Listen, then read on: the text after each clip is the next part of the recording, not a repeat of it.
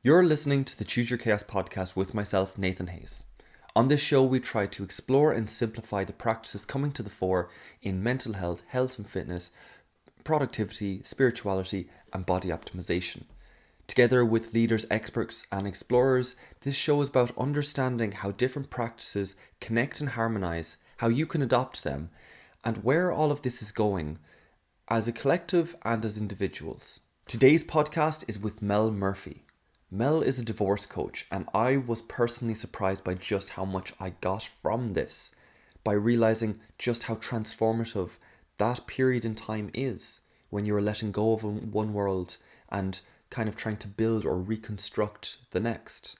How vulnerable that time is, and also how important perspective shifting is to separating yourself from your emotions, having a healthy detachment, perhaps, separating those emotions from the other person, trying to perspective shift into the other person to understand and maybe try and work with them as much as needs to be.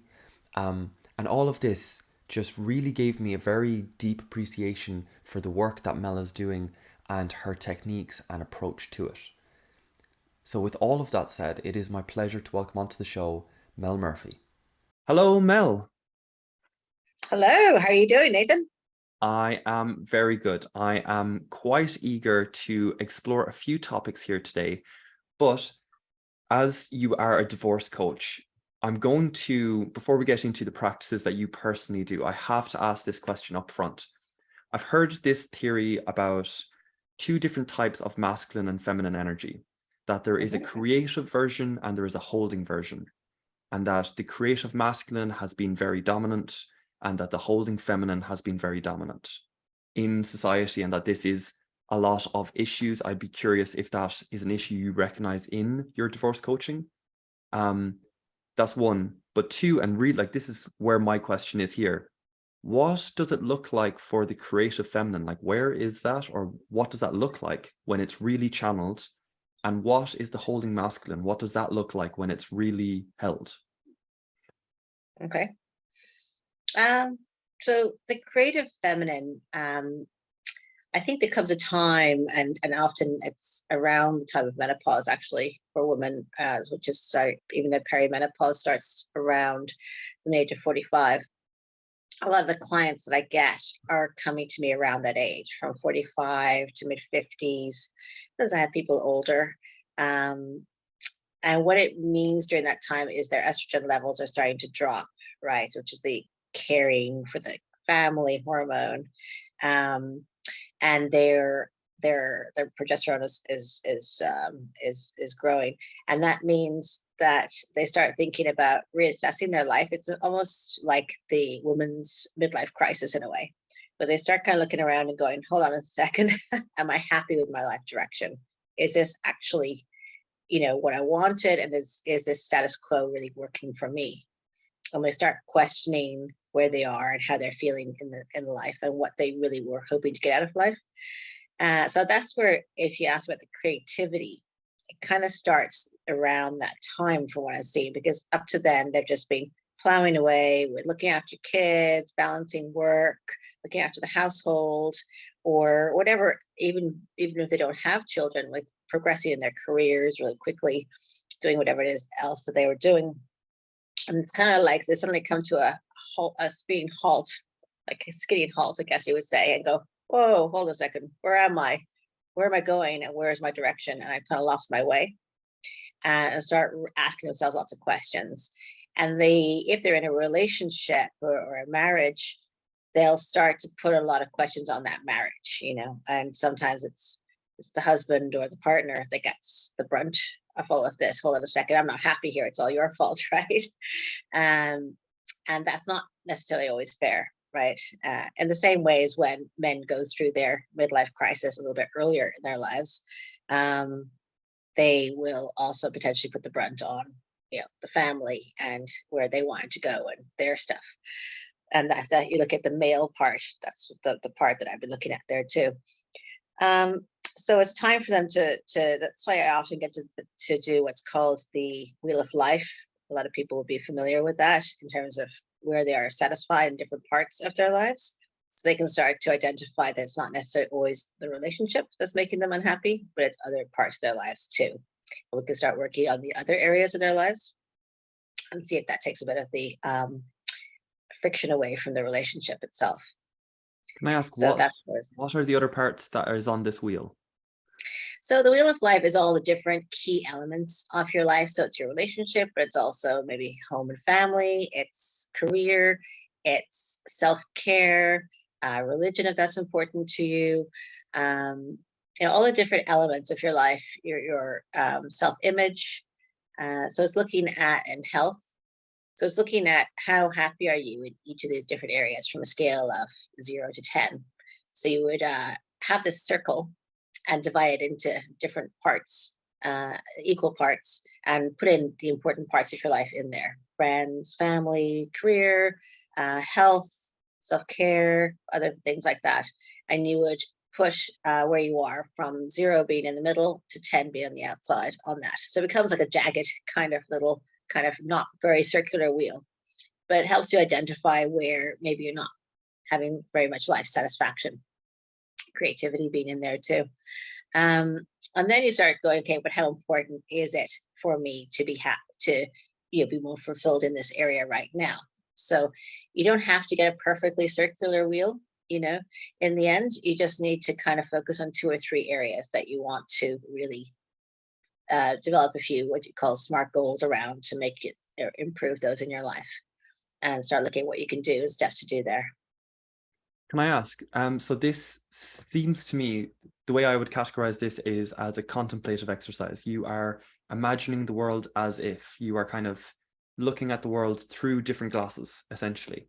And so I put that in contemplative, and then I put like meditation and mind quietening, because sometimes if someone comes into a practice like that or an exercise like that, and the wheels are turning, sometimes it can be very hard to actually be sensitive as to what one genuinely wants, like what are the actual urges, because there's just so many layers, or some of the urges or hungers are kind of fighting against each other. And as you said, like for the men, they can like blame it on the wives, or the wives can blame it on the men. So do you do any kind of practice or ritual to kind of just quieten the mind first and kind of find a center first, and then tap into, instead of listening up here, kind of trying to listen to something a bit more intuitive or a bit less logical perhaps, and exploring that? Yeah, so in an introductory call, often people will come quite overwhelmed and upset about certain issues, right? So I often allow them to just talk it out, to like talk therapy. So just divulge, once we've gotten the confidentiality, before we then start working on the issues that they've kind of divulged. You might take a few moments to just ground them, like you did before we started this. I just do very simple breathing exercise. I don't have anything that I've really, used in those situations. It's just kind of sitting there and calming. I will sometimes do what's called like a future focus. So depending on what comes up. So where we're like looking at where, like, imagine they come out of their body out 5 years later or 10 years later, they're talking to their future self. And what are they doing then? And that kind of takes them away from the emotion of the moment into something in the future. Interesting. Gets them away from that, from the current moment situation. And that gets them to think about where are they really going. And this can be a very good useful exercise before they even do the Wheel of Life as well. And before we go into values exercises, which I do with them as well.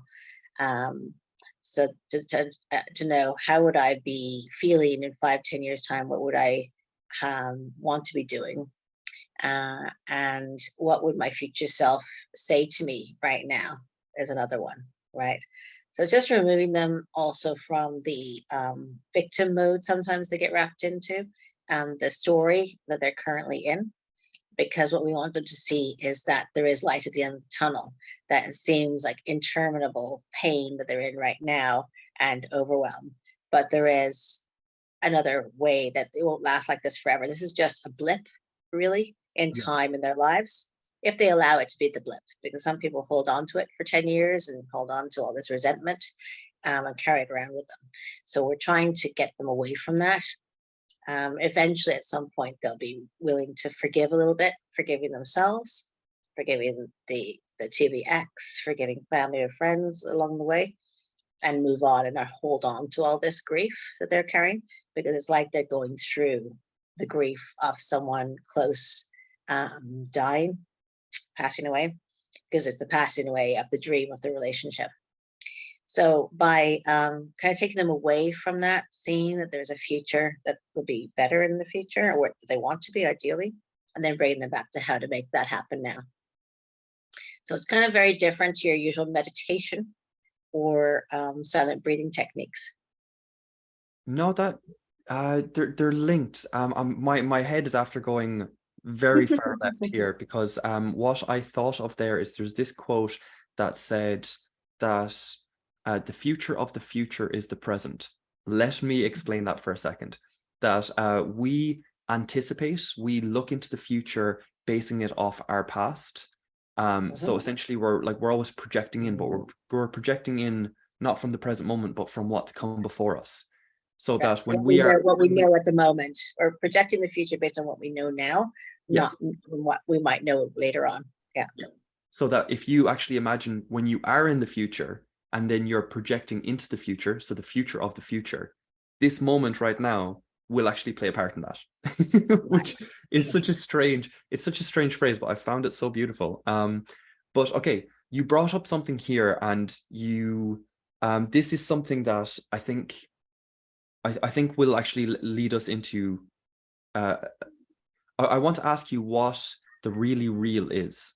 That's a strange question, but you're on about here saying that when a relationship breaks down, that you grieve, because you're not only grieving the relationship, you're grieving the version of yourself that you thought you were, you're grieving the version of the other person that you thought they were for whatever reason, you're grieving the home perhaps that you called home, and now that's going to change. Like, honestly, like a lot of things can change, and like it's a very you're alien. grieving the social norms that were placed on you, that you need to get married or be in a long-term relationship, forevermore, and always be like that. And the fact that you haven't been able to do that is a failure that people feel is a failure, right? It's not a failure whatsoever, but people feel it's a failure and have a huge sense of failure and shame around it.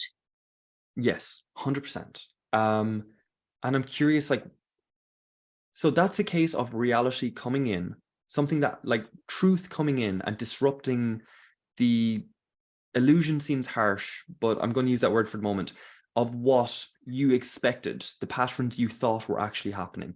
This truth comes in and just disrupts it, whatever it is, whether that is something that the partner did, or whether it's, as you said, some form of midlife crisis, some unheard need that just was totally invisible to you 5-10 years beforehand, but now is just claiming presence. This is real now, and I cannot ignore it. I cannot go back 10 years and pretend it's gone. So I'm kind of curious, that sense of something real, even though the world around you hasn't told you about it, hasn't like, how does that present that? Like, it's such a disrupting force, and yet it's undeniable. So I'm going to ask, just for you personally, how do you tap into that so that the illusion, losing the illusion, isn't absolutely crippling? Well, often it takes like actually 3 to 5 years before people decide they're going to leave the relationship. So it's kind of being building up. And the person, if the person has decided to make the choice, has gone through what they call the grief cycle, right? Of denial, anger, bit of depression around it, and kind of looping back before they finally accept it. Bargaining, that's it. Yes, I add it in. Trying to see if they can bargain, if they can get the relationship to work out. Sometimes I'll see if they go to a relationship counselor, or see if there's other things they can do before they decide that this isn't going to work, and then they tell the other person. Whereas the other person will just have been told, as now about to go through that loop at the moment. So it's something, depending on if they're the person is instigated or not, they'll have very different feelings and be in a very different place and be communicating from a different location. Yeah. Yeah. So Can I ask on that? So this is like it's such a upheaving moment in time. It is a divorce or separation of some form of long-term relationship. Um, and is I suppose my question is simple, is just kind of like, what is it that called you to that? mm, Is it just helping them reorganize? Or for some reason, I yeah, feel like it's just like actually holding on to a sense of self, because that's the thing that can really get lost.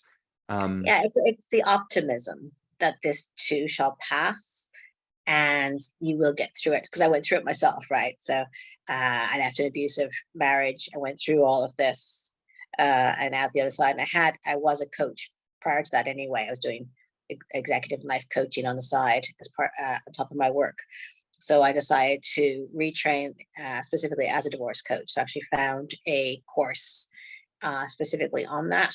And now I've created a course with two other people in the UK to train divorce coaches. So we actually train divorce coaches, and we are apparently the leader in the world on divorce coach training, certified by the Association for Coaching. So to me, it was having gone through that darkness, which I'd never experienced in my life. I had a really good life in childhood. To go through that darkness for the first time and come out the other side, partly sane. Um, I felt that I felt that I was wondering, why isn't there more support for people in this space? Because when you look at the stress indicators, you look at that, the people who looked at the things that cause the highest stress.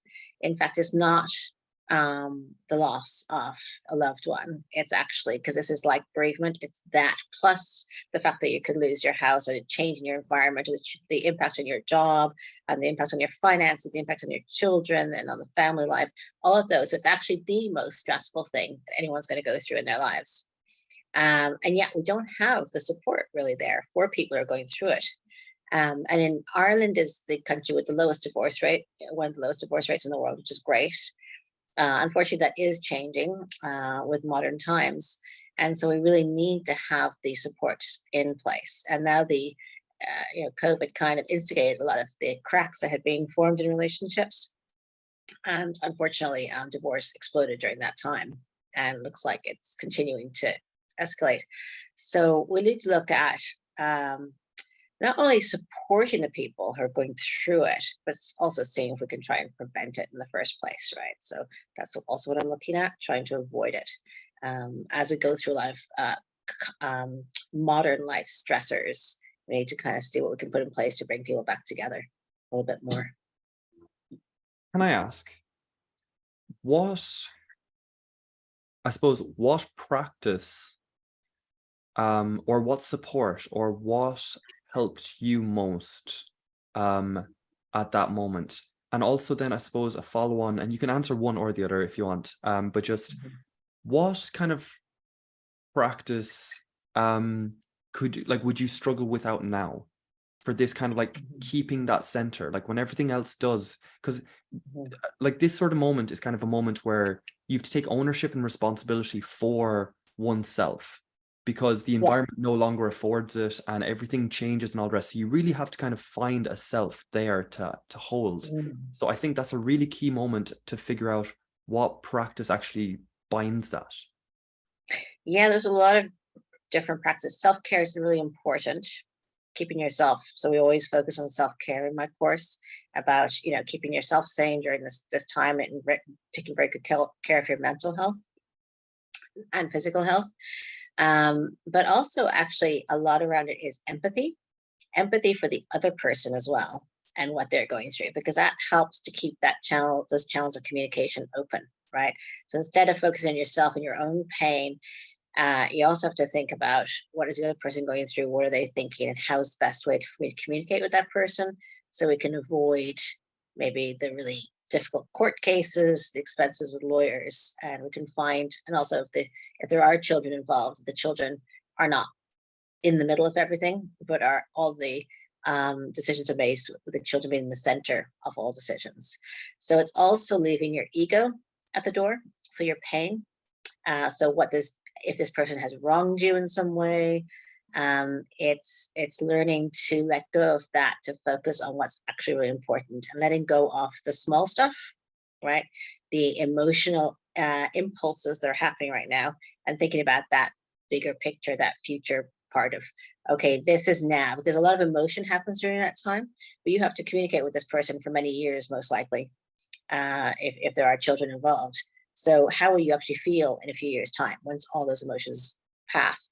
And if you're able to move past that pain and do a bit of forgiveness when you're ready, it could be bit by bit, and not carry that, you can actually learn to co-parent quite well, or in like a business style relationship, which is going to save you so much pain and so much friction and so much other stuff in the future. So it's really important to deal with that, get the support you need if you need it at that time, to get past the communication element there. Got you. That brings up, I no one knows this, but I did my master's on this. Okay, In that, cool. the theory was that empathy actually builds resilience, in the fact Mhm. that if you empathize, you are no longer consumed by the single perspective. So you immediately have a second perspective, and just like you've two eyes to see better, the minute you've two, then you can have like five different, and this kind of Yeah. brings in like the whole angle here. Yeah. And if you ask me about an exercise that was very useful there, it's an NLP exercise called the third chair, which is where you kind of place, you imagine sitting across from the person. You probably heard this, might be called something different. You imagine yourself sitting across from the person, and then you pretend you are the person sitting across from you. And what are they thinking? And then you pretend that you're a person just sitting in a chair next to them, watching them. And then you look at someone who might be watching them from further away, and you can move even further away. And what are they observing at each point in terms of what's happening? And it just gives the person, allows them to escape um, from this pain they're feeling. They're just going rotating around in a circle in the same space and not able to think outside of that little box. So it gives them a completely different perspective as to what's really happening, from different frames of mind. And that can be really take them away from it. Um, totally agree. There's a remarkable difference between one-on-one conversation and even just adding an actual third person, because again, I have to juggle too. And the minute I'm doing that, I'm just using that prefrontal cortex. I'm using this kind of measuring and having the right ratio. And I'm immediately just emphasizing, I suppose, away from the lizard brain, away from that emotional hijack, because there's Mhm. something to be balanced. And I really like that. For anyone actually, just for anyone listening as well, that struggles with this concept of why would I look at a relationship from a third perspective or anything like that? Maybe it seems intuitive. But also I would ask, there's a different way of looking at this. I would ask you if you've ever been on a team and felt a team spirit, and to recognize that a relationship has the exact same. It doesn't actually belong to any single person. It is something that is created amongst and between, and is something that you can get caught up in, even if both participants, and I'm single, so I know this one, as in, even if both participants want it to work, sometimes what has been created simply doesn't feed either person, which is quite unfortunate. But I'm going to step back out of that and not make it about me. Very quickly, I should not have brought that up in front of a divorce coach. That is laying And myself way I open think it's there. also what I hear in talking to all these couples as well, is that people change throughout the marriage, right? So Mhm. the person you married is not necessarily the person who's in front of you. There'll be elements, and the key values are still there, but that person has changed, and so both people have changed. So it's having to fall in love multiple times throughout, uh, There is a and great quote that allowing. says, every life has multiple loves, and a life well lived is when that's with the same person. Exactly. Yeah, and so it's understanding what are those same values you still hold throughout, and holding on to those as a ways of communicating throughout those changes that you're all experiencing. So there'll be ups and downs as you get to know the new person, But what I find that works out the most is uh, for that each person needs to kind of get clarity as to what they want at that stage in their lives and have a bit of the freedom to go for some of that, right? While maintaining the values of the family values as well. Could we change that word values to virtues, perhaps? Because if so, that is exactly what my workshops are all about. So Okay, shameless plug sure. there. Let's use virtues. Just as something to build the bridge, because sometimes the details can be where the intention is, and if we can agree on virtues, as in this is me being authentic, and we want to be authentic, yes, okay, well then difficulty Yeah. right now is kind of part of that, so we kind of have Yeah. to. Um, So it's but it's it's about the freedom of being yourself within the relationship as you change, right? And not being constricted and held back. And that can and the couples need to talk about that as they progress and understand what that needs to be and how can they manipulate things within the day or week of the family life so that person can get what they need done or fit it in. oh, so Mel, you're saying there that freedom is not something that's innately in us and is not something that we can just kind of muster in ourselves and, like, break the chains and break the shackles, that it's something that freedom has to be structured by the environment around us to allow for more freedom. Yes, exactly. Yeah. Because, well, I think sometimes people don't exactly know what they want and they get a bit frustrated and unsure. So they need to have a space to gain that clarity, right? But we're not always very good at knowing what's right for ourselves. So it's having that space to figure that out, and then having the communication open where you can bring it back and go, actually, I really want to have some time to go meet my friends once or twice a week or something like that. And yet every evening there's this, that, and the other that has to happen. What can we do around those blockers together so I can still do what I need to do? And also, what do you need to do? Okay, so you actually have something you really want to go to on that same evening, whatever, it could be your football, whatever. And so therefore, what are we going to do to solve that? Get a babysitter in, have a family member come by, do some play dates, something like that, whatever it's going to be, so that we both get to do what we need to do. Okay, I Or would, it could be we have some space to do that this day and you get to do it some other time next year. I don't know. yeah, It's different ways of 100%. working around it. Yeah. I feel like that same relationship is true for ourselves. Yeah. And that there are some times when we put our own expectations on things, and we the shoulds and duties and all of the rest. So with that lens, what is the one practice, uh just as in, like, whether it's talking to family and friends, whether it is going for a walk, whether it is a beach or a mountains for myself, Mhm.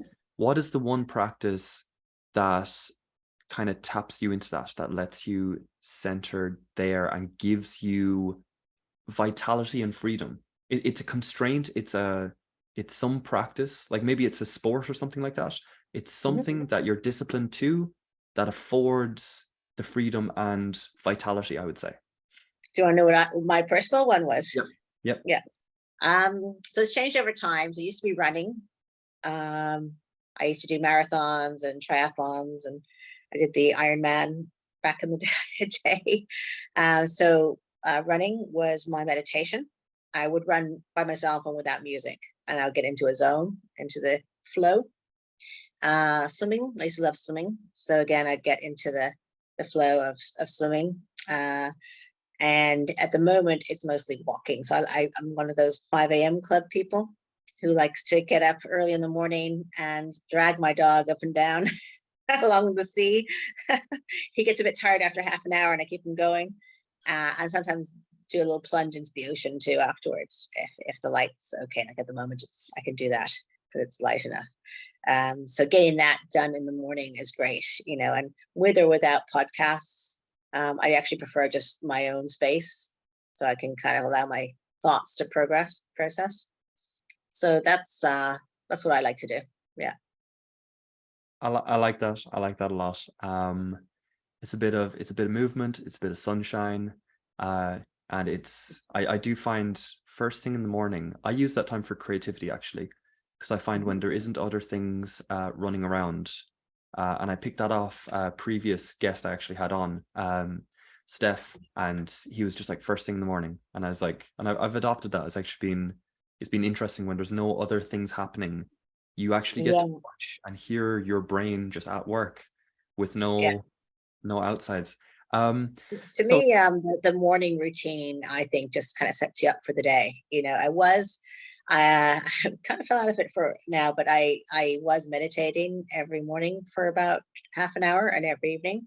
So I did what we call a Vipassana 10-day silent meditation yeah, retreat. Yeah, so I've done a couple of those. I did one recently in January over the new year, which was really nice. And so I was keeping up the practice for a while until I went away on holidays and came back totally jet lagged. So I have to get back into that. But that was really good because they say, putting that time to meditate in place just saves a lot of time during the day because you're not churning around all these worries. Yeah. uh, so again, discipline equals freedom. Famous Jocko Willink phrase there. Actually, yeah, discipline. There's a lot to be said about discipline, I have to say. Yeah, because if you get disciplined around what's really important to you, and hold that sacred, then the rest has to kind of fall into place. I think I can't remember his name now, who talked about the jar, and you put in the jar the main things that are most important. They take up the main space, and then you put in the other things around it and the sand at the end, right? So that you always have space for the main things that are important in your life. So it's about identifying what are those really important. Let's bring it down to 3 or 4 things that you want to make sure that you're focusing on, and then the rest gets put around that. Got you. That's yeah, there's definitely something to that. I'm hearing this theme of kind of that zoom out. Like Mhm. when we're going through practices here, where there's this kind of yes, but what's the bigger picture in life? Like in the future, what will I be happy that I made space for those main things? In the future, will I be happy? And there's it's kind of like a gratitude practice, but it's also so I have this like duality, or I think of this as two opposites, where you have ambition and drive, and then you have gratitude. Ambition and drive is the push forward. Gratitude is do you know what? Yes, but I didn't do too bad today, or whatever it is that lets you kind of take the pause. And but that practice seems to kind of mix the two of them. There's a bit in both. There's a bit of both in it, which is really interesting. Yeah, when I get clients coming in that are very, very overwhelmed with everything they have to do and what's happening, we try to kind of whittle it down to the simple things. So we just try to simplify everything and take away all the noise and go down to what's really important now and what's really important in the future. So what are the key things that they're dealing with right now? And then, will those be important in 5, 10 years time as well? And will those still be key things? So it just kind of takes away the sand and you're left with the main building blocks. Um, yeah. I think for anyone, like when stuff does start to go out of control as well, and you're trying to find these kind of pillars or these kind of hooks to like find your foundation, that having fewer but held tighter is usually a good bet on it. But here, Yeah. I know that we're kind of coming up to the end of time here, and I do have a few just end of interview questions that I tend to ask. Sure. So we were on about earlier about gathering that third chair, getting a different perspective and how valuable that can be. Um, I like stories and I like symbols and I like myths. So in my head, I have a council of sages who every now and then getting their glasses and putting them on and just being like, what would they say to me right now? What would they see if they saw me right now? Even just being in front of their gaze is enough sometimes. Um, and I won't, I can tell you afterwards who's on my council, but I will ask you, who would make your council of sages? I'm not really big on famous people, to tell you the truth. Probably Einstein, because he was very philosophical, actually, very intelligent about his outlook on life. And probably also uh, Marcus Aurelius. Mm, Oh, yeah. my son's named after him, actually. So yeah, so Marcus Aurelius, just in terms of his view, the way he used to kind of his view on life and his philosophies as well. a fan of the Stoics. So That's it. I was trying to find that word. Yeah. yeah, beautiful.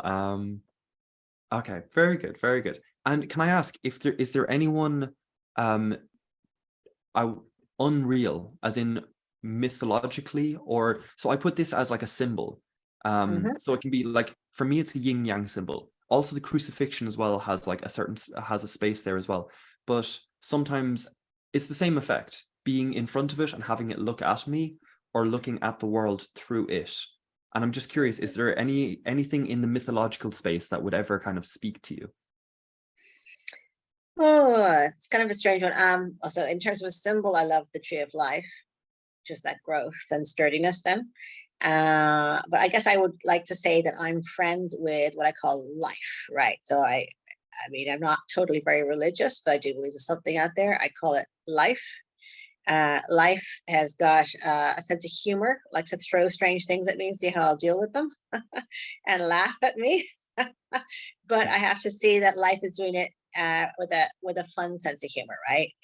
In a sense of with a sense of love and kindness towards me. And so life and I are friends, right? And I have to remember sometimes to uh, connect back into life with life, right? So life is a positive light energy. I have a bit of that life as a nebula inside me that I've connected with through the meditation practices that I've done. And I am a part of it. So we're connected. And I just need to remember that I'm friends with life. Life is there to support me.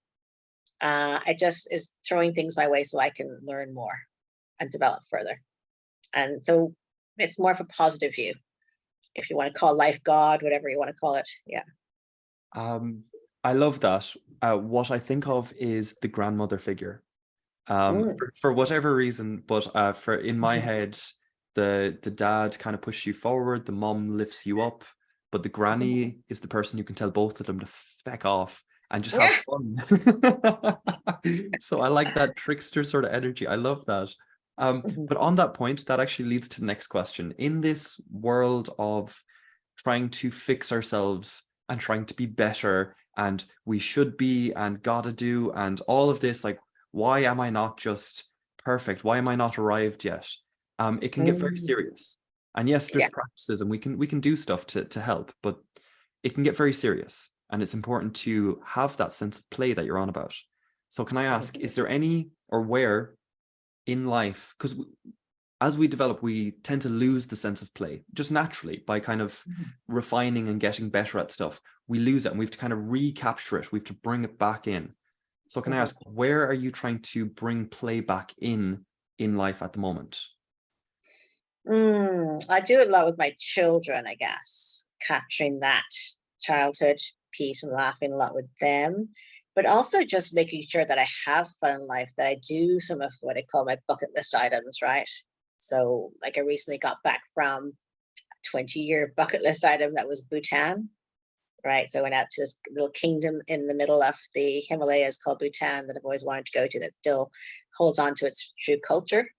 Um, and while I was out there, there was an opportunity to take a helicopter ride out to base camp, the Mount Everest base camp.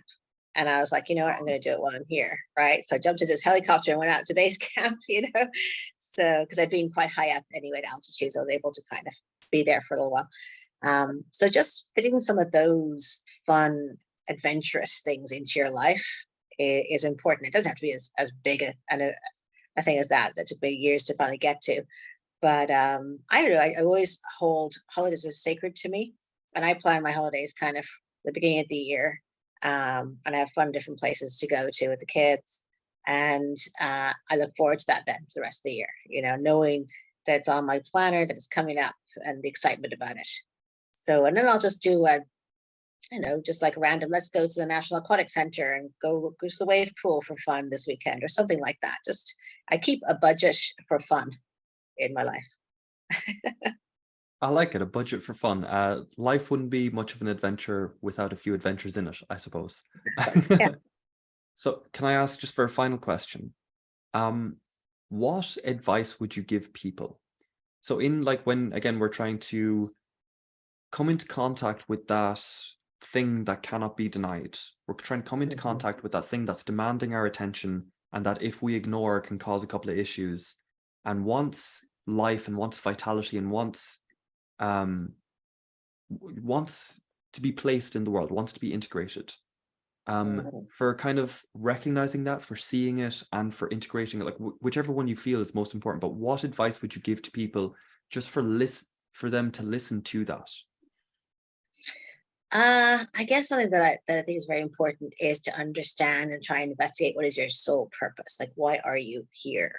What is your soul trying to learn in this life, right? And then I personally like a lot of energy work and spiritual, going to some experts in that area just to kind of identify that a little bit more. And there's so many different interesting practices out there. I've been, investigating myself and trying, like I'm a Reiki practitioner, but I've also done the QTT. I've also done this fast track that I'm working on at the moment that I just came from. It was very powerful. And it's sort of understanding what that is and then seeing how you can fit that into modern life and all the expectations that, all your family, friends are putting on you as well. So, because if you don't go towards your life purpose, you're not going to be fulfilled necessarily in this life. You're going to be battling against the flow. Is my personal spiritual view of it. So it's really important to spend some time and investigate different practices that will maybe uncover this a little bit for you. And it can take a while to peel back the onion, as they always say, or understand it. And once you do, it's about how do you start to integrate that into your life bit by bit. Doesn't mean you have to quit your job and run off and do something different. It just means that you need to, for you to be fully happy and fulfilled, you need to start adding some of this into your life.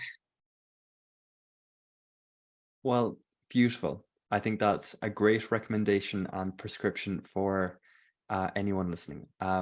I feel like you may be preaching to the choir for people that might be listening to this.